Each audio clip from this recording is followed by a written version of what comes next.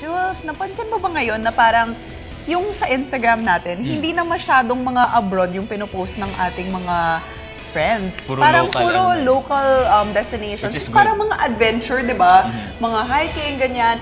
At nakakatuwa kasi ngayong umaga, mapapag-usapan naman natin ang caving. Caving. Na-try mo na ba yan? Nung field trip ko na high school. Biyak ng patoka tayo.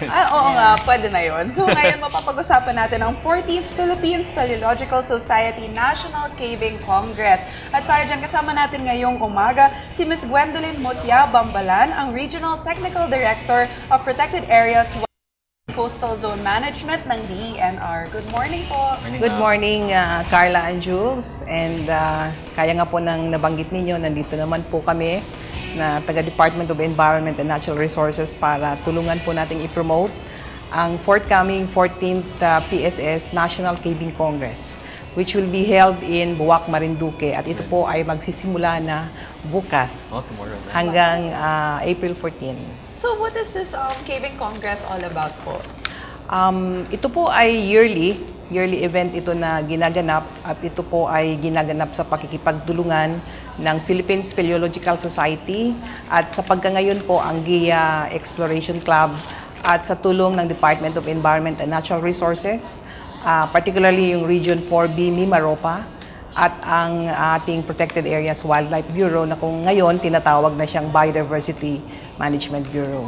Okay. Ma'am, ano At po yung- nalimutan ko po, at ang kasama po natin dito ang provincial government ng Marinduque sa pamumuno po ni Governor Nanay Carmen City. Okay. Ma'am, ano po yung pinaka-core na layunin nitong Congress na to? Yeah. Among the many objectives of the Congress, ito po ay para dalhin ang iba't ibang individuals, organizations sa Marinduque ngayon para pag-usapan kung paano natin talagang mapapaigting ang protection at conservation ng ating mga kuweba. At ang pangalawa nito ay para i-promote natin yung cave tourism. Cave tourism. Open po ba itong Congress at meron ba itong entrance fee? Yeah, ito po ay para sa lahat na interesado na matuto magkuweba at para yung ding gustong malaman kung ano ba itong pagkukuweba.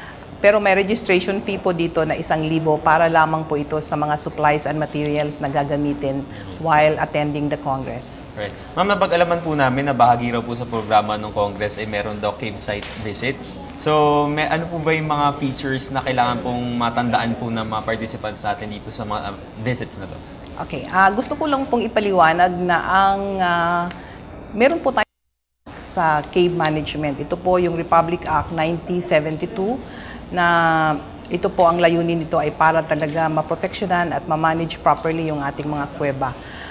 Hindi po lahat ng kuweba ay pwedeng pasukin ng tao. Ina-assess po ito ng meron po tayong tinatawag na Regional Cave Assessment Team or Provincial Cave Assessment Team para pag-aralan, i-assess, i-classify. Pag sinabi po nating Class 1, ito po ay total closure. Kasi pwedeng ito ay dangerous to the public or kailangan niya ng rehabilitation activity. Pag sinabi po nating Class 2, ito po ay partially open, but there are portions of the cave na isasara pa rin natin dahil hindi pa po ito pwedeng mapasok. No? Whether either dangerous siya or mayroon pang kailangang titingnan. Ang Class 3 po ay totally open. Totally open. So in the cave visits, ang mapupuntahan po natin dito ay safe na siya para makita ng mga tao or madalaw ng mga tao. Kailangan po natin syempreng magsuot ng helmet, primarily yung helmet. At saka, dahil madilim ang kuweba pero malamig, kailangan natin naman ng headlamp. And yung atin pong, ideally, dapat ang sinusuot natin ay yung overall sana, yung sinasabing may protection yung ano. And then, of course, yung comfortable shoes for you to, kasi mayroon po tayong mga kuweba na kailangan mong sumuot, umakyat, bumaba. Ganun po ang mga kuweba natin. So, ngayon po, ano po yung mga kuweba na talagang pinupuntahan ng mga turista? Sa amin po sa Region 4B, marami na tayong mga popular caves na dinadayo na ng mga turista. At isa nga po dito, itong Bagong Bungan, na kung makakausap niyo po si Governor Reyes, ang sinasabi niya is a bongga-bongga cave because it's really beautiful cave, no? May halo po ito, merong lupa at merong tubig na kuweba.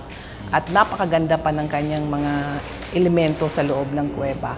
Marami na rin po tayo sa Oriental Mindoro, meron din po tayong San Rafael Cave. And the famous river, Yes, this of is course. also a cave, no?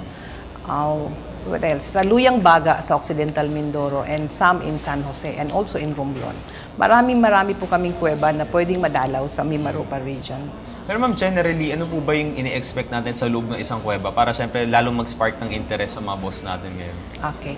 Marami pong mga tinatawag natin yung speleothems, yung stalactite, yung sa Mga taas crystal. mga crystal, crystal formation, at yung stalagmite naman yung nasa ground, no, ground level.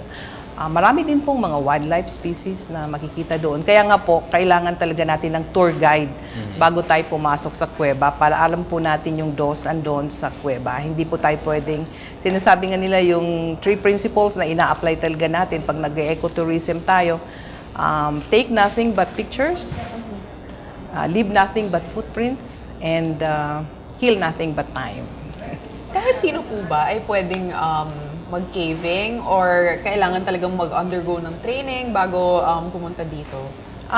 Pag cave tourism naman po, as long as you're physically fit at interesado ka pong pumasok sa loob ng kuweba, naka-ready ka po mentally and physically, pwede po tayong pumasok sa kuweba. Kasi meron naman po tayong tour guide na kasama habang nasa loob po tayo ng mga kuweba natin. Meron po bang particular schedule na during this time lang pwede pumasok sa mga kuweba or anytime pwede?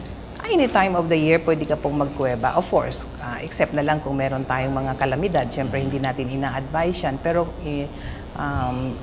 throughout the year, pwede po tayong magkuweba. Matanong ko naman po, kasi na-mention nyo nga na kung type 1 po yung cave, parang nasisira na kasi yung kuweba.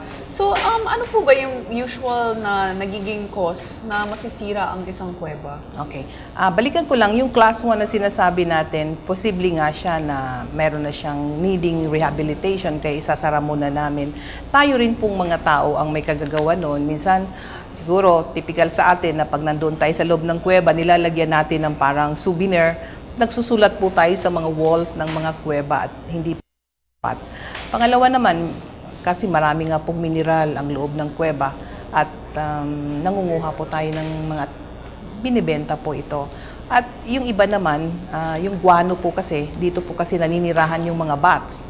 So, kinukuha nila yung mga guano na sana, pwede naman pong kunin yun, pero dapat regulated. Alam po natin kung kailan lang dapat.